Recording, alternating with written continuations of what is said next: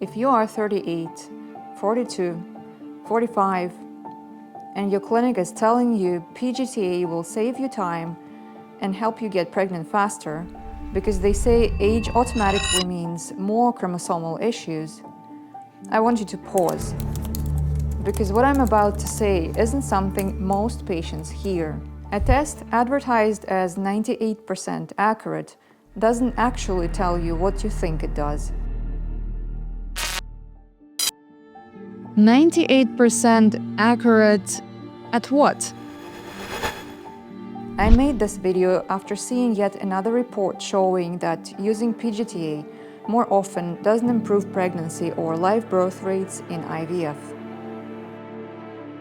In other words, PGT-A doesn't increase your chances of having a baby the way many patients are told it does.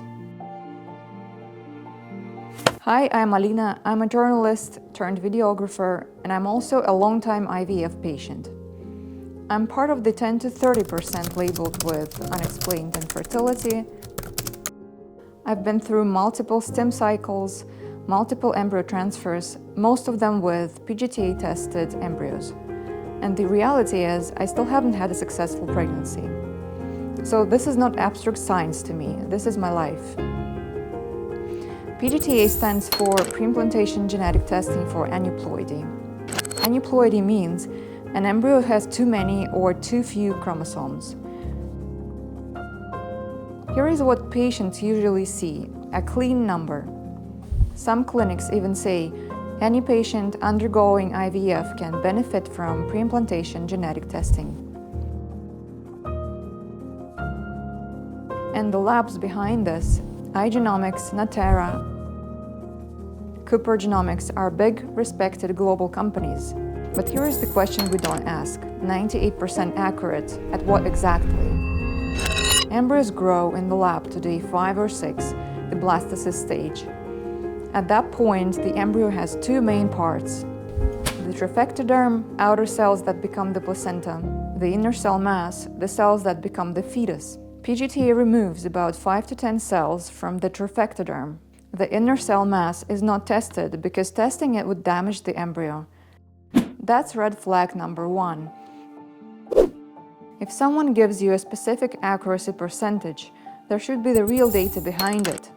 Data that makes the number calculable. So think of it in plain language. If PGT-A accuracy is the final answer, then there should be known inputs that produce that answer. But in real life, this is not a simple equation. There are too many unknowns. How well the trophectoderm reflects the inner cell mass. How common mosaicism is in your age group. How this specific lab defines euploid, mosaic, or aneuploid. And which cells happen to be sampled that day. And the more unknowns you have, the more room there is for interpretation, and the more uncertainty for patients making irreversible decisions. The biggest complication here is mosaicism, when an embryo is made up of a mix of normal and abnormal cells. And depending on which trophectoderm cells get sampled, the very same embryo can be labeled euploid, mosaic, or aneuploid. Most clinics do not transfer embryos labeled aneuploid, so we do not see those results. And it's fair to say that those outcomes are missing from the statistics.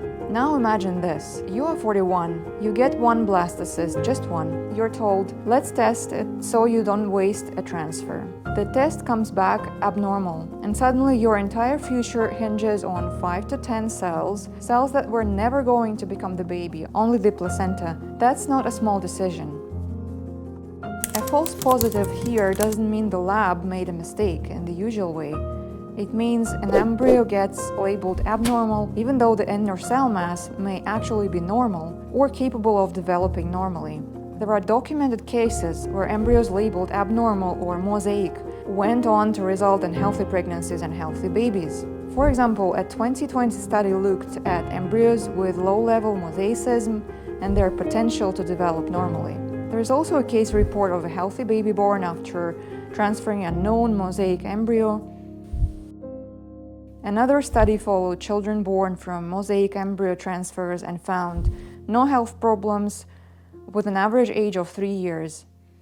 And here is one more striking case. A 42-year-old woman and a 49-year-old man transferred 3 embryos labeled aneuploid and 1 labeled euploid. The result, healthy dizygotic twins. They're now almost 7 years old, healthy, with no developmental concerns. So when we talk about abnormal, it's not always as clear-cut as it sounds. Then there is the category that scares patients the most, chaotic. But here is what often gets lost. Embryos are not static, they change. Some abnormal cells can be eliminated. Some embryos can partially self-correct. And if those abnormalities are mostly in the trophectoderm, the inner cell mass doesn't necessarily match. There's even a documented case of a healthy live birth from an embryo labeled genetically chaotic. So again, the question comes back, what exactly is 98% describing? I'm not saying PGT-A should never be used. I'm saying patients deserve the truth about what it can and can't actually tell us. With that information, what's known and what is not, patients can decide for themselves whether to test or not, and move forward on their own terms. There's one more thing, especially if you're still on the fence. What you're seeing here is a typical preimplantation genetic screening report from about a decade ago. If you think about it, PGT-A results from 10 years ago are already considered outdated, not because patients misunderstood them, but because the science moved on. 10 years ago, the testing methods were different. The way results were interpreted was different too. Back then, embryos were usually sorted in a very simple way, normal or abnormal. Today, reports look very different. They use high-resolution sequencing. And instead of just normal or abnormal, you now see terms like euploid, mosaic, segmental aneuploidy, often with percentages and notes explaining how to interpret them. Even recent lawsuits acknowledge this shift. You're seeing multiple cases filed against testing labs challenging how PGT-A results are presented and sold to patients. So it's fair to ask, if today's PGT-A results are going to look outdated in 5 or 10 years, why are we making irreversible decisions based on them right now? That doesn't mean the test is useless. It just means it shouldn't be marketed as 98% accurate.